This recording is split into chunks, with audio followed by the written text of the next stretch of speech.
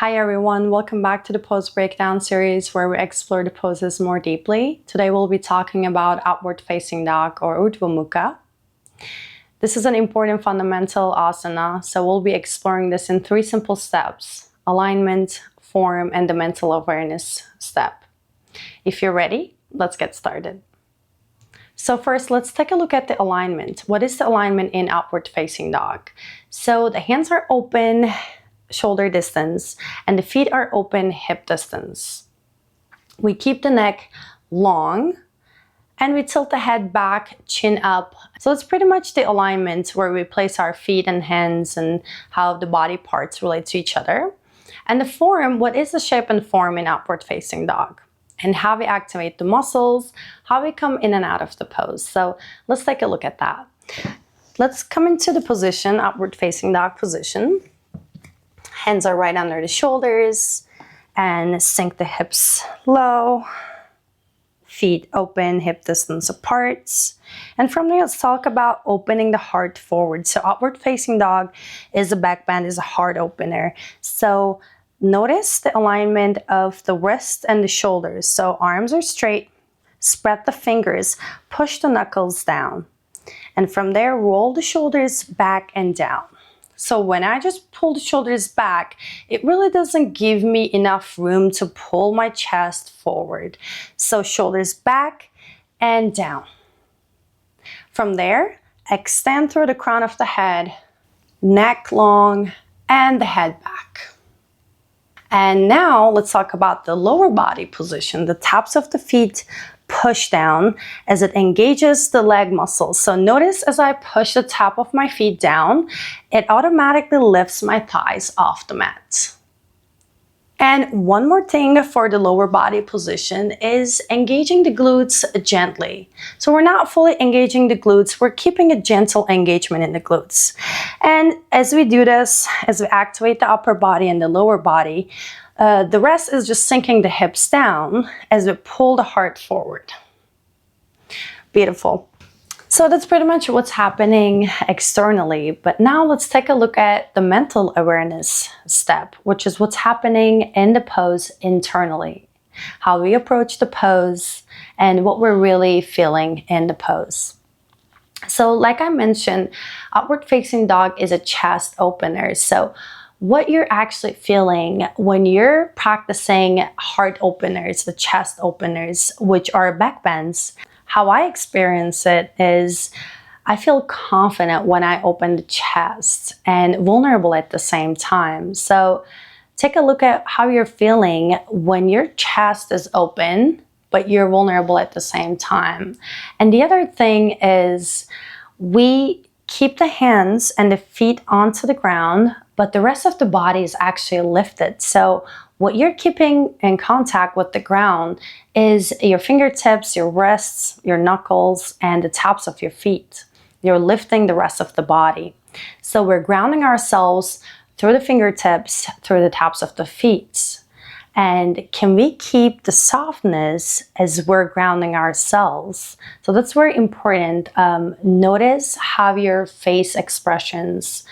Notice if you can keep the neck long and soft.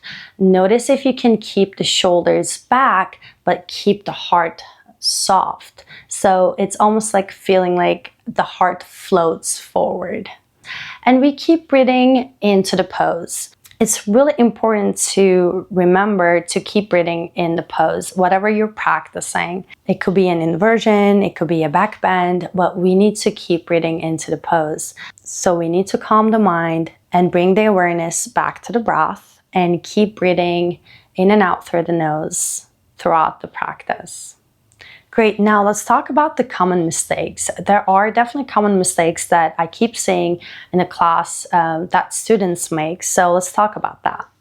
So what I notice most of the time is sinking down and not lifting enough. So the shoulders really collapse. And when the teacher tells you in the class to keep the shoulders away from the ears, meaning roll the shoulders back and create space so you can lift. So we don't want to collapse like this.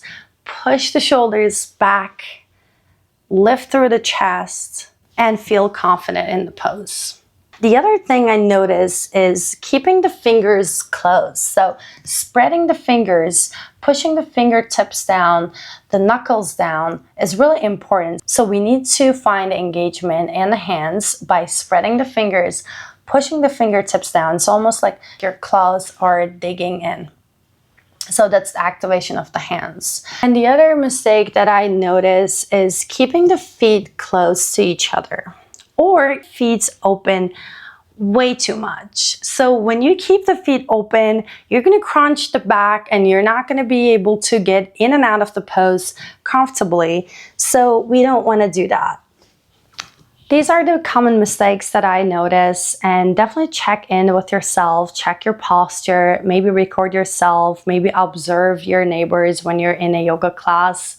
And I have one final tip for you, which is rotating the elbows in. So that's very important and often overlooked. So when we're in upward facing dog, it's really easy to roll your elbows out, like the eyes of your elbows out, but we want to draw them in, internally rotate the elbows in, so the eyes of my elbows are kind of facing towards each other. Internal rotation. So that's really important. So then we can keep the engagement of the arms and we can lift off without causing any injuries or hurting ourselves. And this is also important to keep the spine safe. Rotate the elbows in, push the tops of your feet down, push the hands down, lift the legs off the mat. Then maybe we can lift the head back, gaze towards the tip of your nose. So that's the drishti, that's the gaze of this pose. Gazing towards the tip of your nose, tilting the head back. And when I'm doing the vinyasas, how I like to do is I tuck the chin in and then roll the shoulders back as I lift the chest as I look up or look towards the tip of the nose. So practice this on your own. Tuck the chin in and then roll the shoulders back as you bring the head back. Gazing towards the tip of the nose is also helpful to not crunch the back of the neck, so the neck is long. And then I can tilt the head back all the way. Let's see how it looks like in a vinyasa. So let's begin in high plank. From there, shift forward, lower down, chaturanga. Inhale, wave up, outward facing, shoulders back, head back, gaze towards the tip of the nose. Exhale, hips up and back, downward facing dog. Let's do this one more round. Carry the shoulders forward above the wrists, high plank. From high plank, lower down slow, chaturanga. Inhale, outward facing, head back, gaze to the tip of the nose. Exhale, downward facing. Beautiful. So these are my tips and tricks. Keep practicing on your own and leave a comment what pose I should do next. I hope to see you next time on your mat. Bye for now.